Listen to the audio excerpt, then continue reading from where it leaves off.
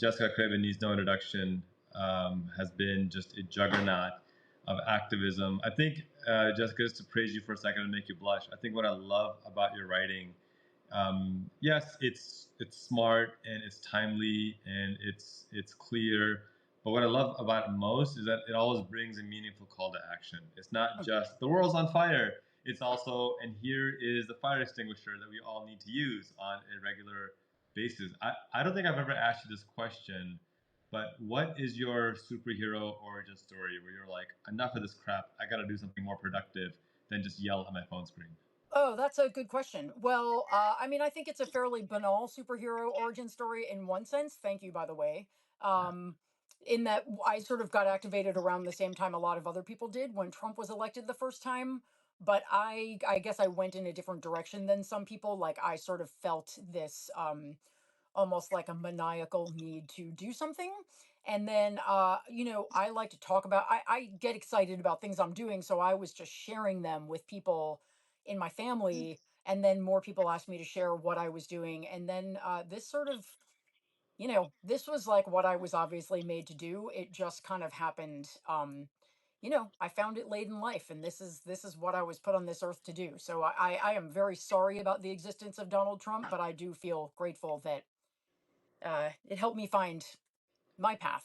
But Yeah, yeah, I think that's kind of the beauty of this, right? That it's yeah, never a bad time. I mean, as Dr. King said, right? It is never the wrong time to do what is right. I mean, this is right. I'm paraphrasing, obviously, but this is exactly where I hope folks get involved and recognize that if you haven't been engaged, there's no time like the present to get engaged and to get involved. What do you see as the biggest struggle right now that folks are facing in terms of getting engaged? Because to me, that's what this is about. We need to get to that 3.5, 4% Yeah. critical mass, which doesn't seem like a lot, but it is.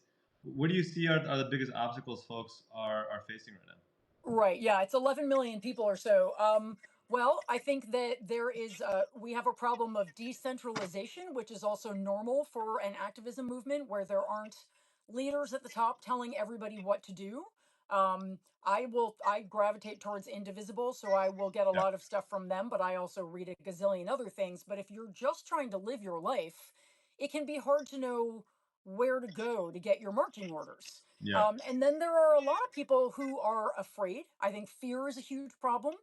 One of the reasons I like to mock Donald Trump a lot is because not only because he hates to be mocked, but because when you mock him, you remind people he's of course he's very powerful. He's the president of the United States, but in another regard, like he's just a guy. He's a small guy, yeah, and he's a bully. And yeah. bullies, when you stand up to them, tend to back down very quickly. That's right. So trying to sort of activate people out of fear and into action, and then just overall, we have a very politically disengaged populace.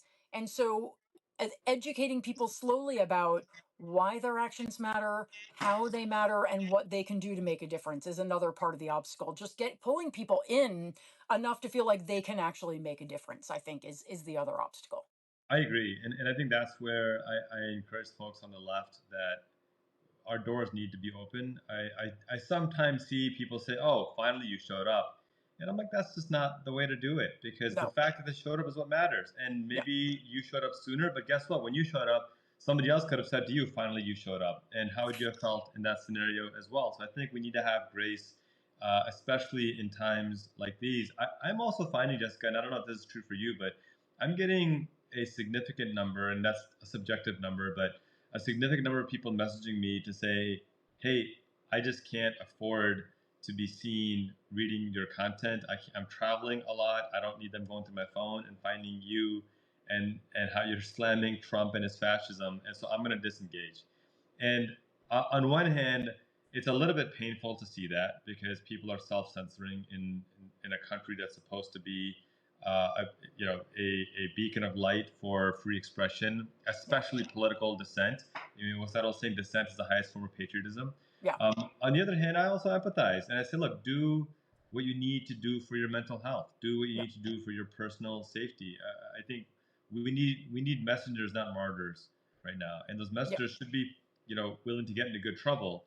But I can't tell somebody who is, working their 9 to 5, trying to make ends meet, that it's more important for you to sacrifice yourself than feed your kids. And I think that's the painful dilemma that this kind of a fascist regime forces people into. I don't know. Has your experience been anything similar, or are you seeing something different?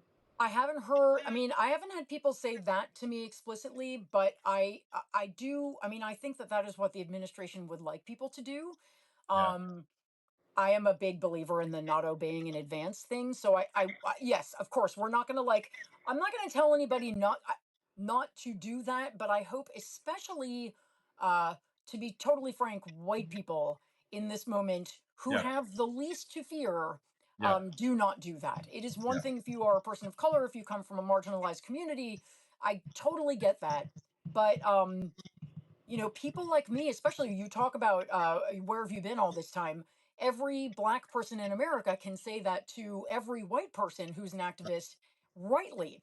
And That's right. so now it's our turn. Like now it is our turn. We are up against a white supremacist entity who will come after others first. They'll come after us too, but like it is an obligation on the part of people like me to stand up right now for the people who can't. Because you're right, they are targeting marginalized Aggressively. groups. Yeah, aggressively. And I think the goal is, we talk about how we need 11 million people to have critical mass to stop this fascism from advancing. I think what's important to also, on the flip side, is true. Let's look at the KKK, white supremacist terrorist organization, the oldest one in the country. They've killed a documented 5,000, a little over 5,000 Black Americans. Documented. Now, in the grand scheme of things, you could make, and people have made this argument to me, well, 5,000 is not that many. Well, it is. It's an absurd amount. Sure Uh, is. uh, Yeah. but the bigger impact of that was that for every one black person it killed, there was an entire black town that was in silence to know Oh that, yeah. hey, if I speak up, I'm next. And we saw those black people who still stood up at Black Wall Street, and there's, I think there's this map of like 30 or 35 different anti-black massacres that occurred in this country, and Yeah. then let's not even get into the indigenous massacres and the Latino massacres. Yeah. The point is that there's this intimidation factor, and Yeah. there's this idea that if we can just silence a few people, even up in through the 1950s and 60s, a counterintelligence program was designed to suppress black civil rights movements, right? It's what led to the ultimate assassinations of Dr. King and Malcolm X and Fred Hampton, and the list just kind of goes on and on. And what I remind folks is that these are actually not unprecedented times. They're Right. actually Right. very precedented, which is the painful part. They're very Right. precedented, and we never truly reckoned with our history of enslavement, of Jim Crow, of Japanese concentration camps, of the mass lynchings of Latino Americans. I mean, we have Yeah. some vague awareness of the mass lynching of Black Americans, but almost nobody knows about the mass lynching of Latino Americans. Somebody mentioned Trayvon Martin, Breonna Taylor. Yeah. I'm thinking about these ICE raids, these no-knock, warrantless ICE raids that are happening. Um, this outrage should have been there when Breonna Taylor's home was raided without a warrant. Yeah. This outrage should have been there when Trayvon Martin was murdered in cold blood and his killer acquitted. So I'm going to ask you to be the official spokesperson for all white people now, Jessica. Mm, sure. How do we get through to white Americans who think that this doesn't affect them? Even, and I've talked to many on the left as well who are like, well, yeah, it's bad, but I don't have time. It doesn't really affect me. What do we need to say to get through to them that it absolutely does, and we need you on those front lines? I don't know. I mean, I'm lucky because the people who sign up for my newsletter are the people who have decided that it is time to get involved. Yeah, And a lot of them, as I think I've told you before, came in after Trump got elected the second time. So they sat out the whole first term yeah, and finally were like, okay, this is enough. So, and I yeah, was so thrilled to welcome them. yeah, Um, I try to talk to, I know people like this. I know lots and lots of people who are like, oh, this is so terrible what he's doing, but they don't do anything. yeah, And all I can say is to remind them over and over again. First of all, we set an example with our actions, right? This is why I make sure that I go to the yeah, Tesla takedowns. I yeah. go to the marches. I show myself making phone calls Have because to. people need to see it happening. Yeah, And then also, we remind them how these things can trickle down to them eventually. yeah, Yeah, it's going to start with due process for Kilmar Abrego Garcia right now, but like what if someday your 21-year-old daughter needs to get an abortion and she doesn't even tell you about it, but she has some pills shipped, and then they prosecute her and they don't give her due process because they don't do due process anymore. Right. That's your Yep. white daughter. Like, you have to kind of paint the picture for people. Yep. Um, Yep. but it Well is said. frustrating. Yes, one would like to see more people out already, but I think it's that empathy, and I think this is one of the reasons why the right attacks empathy so much as weakness, because they recognize that empathy is the downfall of fascism. oh yeah. And I remember a distinct conversation I had with a former state party chair of the Republican Party, and we were talking about the need for universal health care. And the conversation started with him saying, "Well, why should I pay for someone else's health care?" And I said, "Well, one, that's how insurance works. So Right. it's not like you're not paying for other people's health care, first of all. But Right. second of all, that aside, you are fortunate that you're healthy and that you have the financial means to pay for your health care. There's others who are not as fortunate, and you should have empathy for them." And Yeah. he kind of paused for a second, and I'm like, "Well, I didn't say anything that profound. What's going on?" And he goes, "I don't know why, but," and he said, like, "I'm 58 years old, and I've just now realized that, my son is nonverbal autistic, and he requires round-the-clock care, and I don't know why it just occurred to me right now that after I'm gone, who's going to be there to take care of him?" I'm like, Wow. "Thank you. Like, it shouldn't have taken you till 58 to figure that out, Yeah. but I'm glad you did. Yeah. And it shouldn't take it to personally affect your family for you to realize that No. we need to have empathy for those who may be not as fortunate as we are." And I think that's where I kind of lean into that. This is, for me, less a left versus right battle at this point. Right. This is really class warfare. This is Yes. billionaires who just want to rob and pillage as much as they possibly can. Somebody made a comment today that Jeff Bezos is already backing down from putting the price of tariffs on the Oh yeah. Amazon goods. And Instantly. it's like, what's the point of being a megalomaniac billionaire if you're going to capitulate from the Yeah. slightest bit of pressure? Like how spineless are you really to do that? And so I think for me, the magic ticket is, how do we teach? And it sounds so trivial because you think you learned this in kindergarten, but how do we teach empathy to a country that's been trained into thinking that empathy is weakness, when in actuality, it's, in my view, one of the greatest forms of strength out there? Well, I'm going to start by quoting. This is going to sound a little pretentious, maybe, but I'm going to quote two things first about that, what you just Yeah. said. First is, I'm reading Robert Caro's biography of Robert Moses right now. And something he says in the introduction, he talks about power and how at first, when you amass power, you sort of have some control over how much power you care about getting. But power itself becomes very addictive. It is an addictive substance. And so there comes a point where you start amassing power and you just want it for its own sake. Yeah. And then, of course, there's the very famous, Frederick Douglass quote about power yielding nothing without, like, power must be Right. taken away. Right. And I think that we want to develop empathy in people who are not yet really paying attention to how this is going to affect them or how it is already affecting so many people. And we want to draw them into this fight in which we are going to have to take power away Yeah. from the oligarchs and the billionaires. They're not going to give it up. They're Yeah. just not. Jeff Bezos will yield to Trump because he wants power. That's And right. there's a larger issue at hand. He wants to protect his, monopolistic practices or whatever. So Right. he's worrying about his power. He's not worrying about what is right. So That's we exactly do right. have to worry about what's right. And then we do have to find ways to go and take that power away from them because they'll never give it up willingly. Yeah, you're exactly right. And by the way, I'm reading a few of the comments, and a few folks said, "Don't judge me. I just subscribed recently, and trust me, no judgment here. The fact that you're No, engaged is," and I think we're the same in this, in that we don't have a paywall on our Substacks. Do you have a paywall? no Yeah, paywalls. No. no paywall here either. My whole view is, if you have the means to invest financially, wonderful.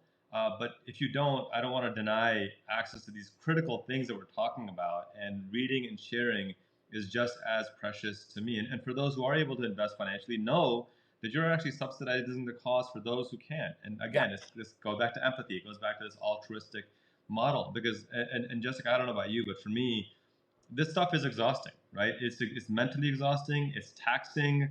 I've got young kids at home as well, and they're actually by no means a distraction. For me, they're a motivation that I'm doing Yeah. this for them, and not just for my children, but for every kid out there of any background, because every kid deserves to have that basic human dignity that's been denied to so many. So for those who are able to invest as a paid subscriber, God love you, because you're helping us do this work that really would be impossible otherwise. And those who are not in that position, but you're still engaged and sharing the content, God love you anyway, because at the end of the day, you sharing our content and our writing goes a long way. I mean, when I see Jessica's posts on there and she's putting up, let's call so and so together, Yeah. my heart skips a beat, because you're right. It's letting people see how straightforward activism really is. You don't Yeah. need to be John Lewis on the Edmund Pettus Bridge getting No. your skull cracked open. You really don't. You No. just need to be someone who applies a little bit of pressure on a daily basis. And if we can get 10, 15 million of us doing that on a daily basis,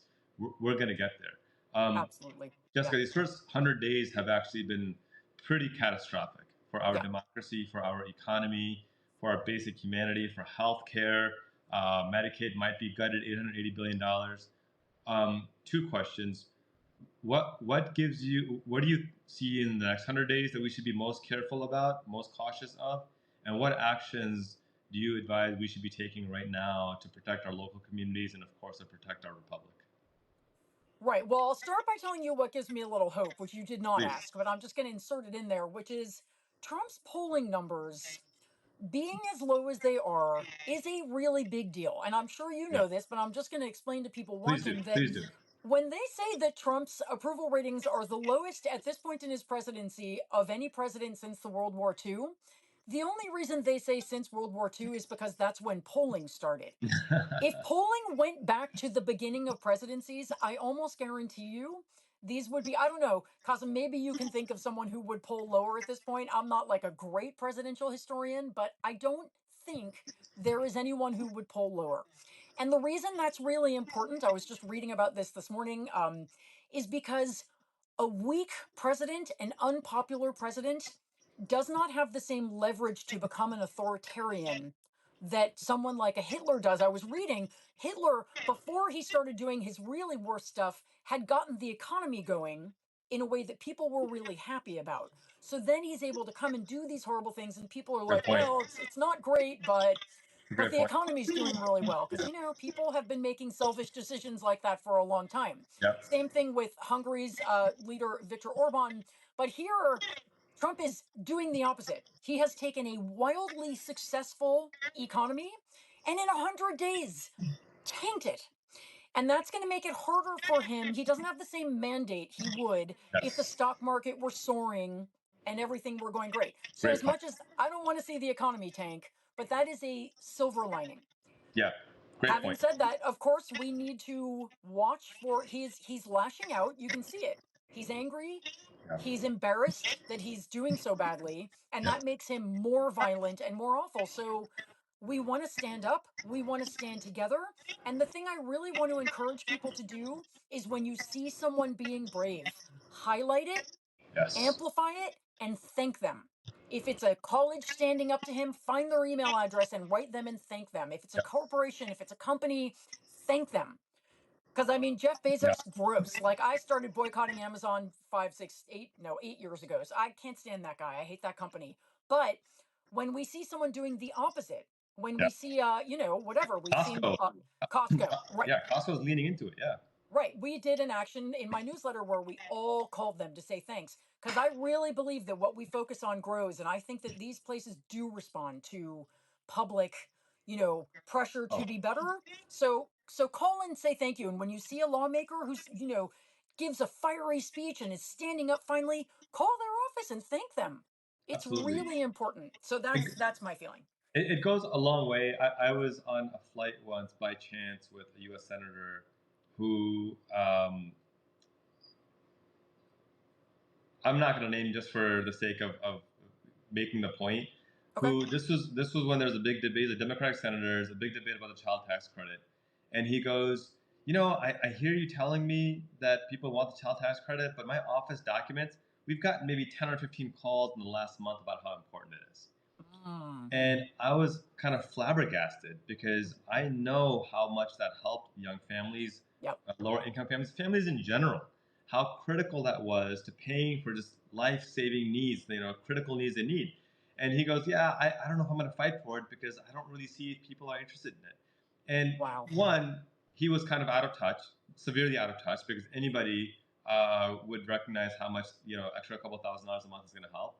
But two, just to reinforce your point, Jessica, just we should not assume that these No. politicians know. No. We need to call them out and let them know, not just when they screw up, but also when they do right. When they do something good, we should call them and let them know and reinforce that. And a good friend of mine, former Congressman Marie Newman, pointed out to me that when you call a congressperson's office and say, "Hey, Congressperson so and so, I'm calling because I really care about this issue." Let's say the issue is due process of law or stopping the arming of Netanyahu or whatever your main issue is. They have to actually document and record that. And she said, when I was in Congress and there was a bill up that I wasn't quite sure, I was 50-50 on, I would ask my staff, what do the calls look like? Yeah. And she goes, oftentimes the calls will be, we're getting 80-20 to Yeah. vote yes or to vote no on this bill. She goes, and that was my answer because Right. that's what the constituents want. That's my answer. Right. And so for all of you who think that making a call doesn't make a difference, it absolutely does, and you absolutely should be doing it. And it really will, in particular on this big giant reconciliation bill. Yes. They are listening to their constituents, and there are Republicans who are in purple districts. I mean, Mike Lawler just got his ass handed to Yeah, him you in that did. town hall this week. Amazing. I had family who was at that town hall. I was very That's proud of great. them. That's But amazing. they're getting these calls, and now they're trying to sort of massage the way they cut Medicaid so that we think they're not cutting it when they are, but we're coming back and calling them about that again. Yeah. And the idea is to really pin them into a corner so that they know there's no way we can do this and keep our seats, especially when the president's approval ratings are tanking like they are right now. So Yeah. make those calls for sure. Yep. And to your point about being, God bless your family for being at that town hall. The other thing that members of Congress have told me is the scariest thing is when they see an angry group of constituents at their door. And I don't mean scary in the sense of they're Yeah. fearing for their life, but scary in the sense of this could ruin my career if I don't listen to what they have to say. So Yeah. show up. And our party is not the party of violence. We would not engage. We wouldn't do something reckless like storm the Capitol and smear feces on the wall. That said, good trouble, as John Lewis described, is absolutely on the table and should always be on the table. And that's something that I encourage. And that's why I love this point you made about it's important for us to be out in the streets at these protests, being seen, being visible. Walking the walk, because when you talk the talk, you have to let people know that you're going to be there. We're getting close to our 25-30 minute threshold. What are 2 or 3 actions you would encourage someone who's just getting started? They've got no platform. They've never done this before. It can be a little bit scary. What are the 1 or 2 things that you would say? Here's what you can do to get started and to keep your activism sparked and engaged. Okay. Yeah. Well, first of all, you want to look up your lawmakers and store them in your phone. So if you don't know who your congressional representative is, if you don't know who your US senators are, no shame. Google it, put it in your phone so that you can literally say, and I have to turn my phone over when I say this, or my phone will actually listen to me. Hey, Siri, call Representative so, so, so. And Siri Yeah, just calls them great. because you want to get used to talking to your lawmakers' offices like they just want like your voice matters. And Yeah, you don't even need a script. You can call and just say, "Hey, I am really worried about Social Security because I hear that they're coming after it and I just want the congressman to know please protect Social Security." So that's one thing. Just put it in your phone and know that if you are really phone shy, you can call after hours. They have voicemails, most of them. I like yeah, John Fetterman and Chuck Schumer turn their phones off when the business day amazing. is over, which is insane. That's insane. Most of them, though, you can leave a voicemail. Just make sure you always leave your full name and your address so they will count your call. So Yeah, that's one thing is just know who your representatives are and then and put their numbers in your phone. Download the Five Calls app. That's a great app that will give you scripts for any issue you care about. Five yep, Calls. My newsletter is great too, but I don't like to self promote. So, Five Calls. And then also, I would really recommend joining an Indivisible chapter. yeah. They're great, indivisible.org. They'll loop you in. You'll be in a local group. You'll do protests together. And it's just really great to feel like you're part of a bigger activist movement. So, that's what I would do right off the bat. And just know that your one voice matters. One person can make all the difference in the world once they are determined and just make a decision to act. So Absolutely right. please do. Beautifully Yeah. said. And one thing I'll add to your really thoughtful points is that everything you suggested costs exactly $0. You Zero. don't Yeah. you don't need to invest your hard-earned resources to be an activist. No. And I want to emphasize that over and over and over again. All this stuff is free to do. You're just Yeah. investing your time, which of course time is valuable. But I want you to know that even if you're starting with what seems like nothing, you have a lot. You actually have a whole lot Yeah. there as well. And you won't promote yourself, but I absolutely will. If you're not following Jessica and subscribing to her, you absolutely should. She's a truth teller. She's unapologetic. And she's consistent because if there's one thing we need is someone who's able to do the research and provide us updates on a regular and consistent basis. I know you're a go-to for me as well, and I encourage everyone to hit subscribe to you as well. Jessica, this was fun. We should do this more often. I would love to, as often as you want. It's so great talking to you. Thank you for having me, Qasim. I love that what you do is amazing. We need you in this world. Please don't stop. Thank you. And I'm just going to say before we close, getting busy and getting active will make you feel better. You will start to feel hope. Hope does not come until we start taking the actions, and then the actions fuel the hope. So if You're you're right. feeling a little afraid or in despair, just try doing something. Go to a Yep. May 1st rally. That's a really great place to Yes. start. And Yes. yeah, And you'll be surprised at how many people are positively impacted by your hope, and then they're going to want to join you. yes, Nothing attracts a crowd like a crowd, and they're going to yes, want to be part of it. And now your buddies are going out. You and your buddies are going out protesting together, which is a great way to build friendships as well. it's So so fun. by all Yeah. means, do that. Jessica, thank you. We'll do this again very soon. Okay. I really look forward to it. Thank you for having me. Bye. Bye. See you guys later. Bye.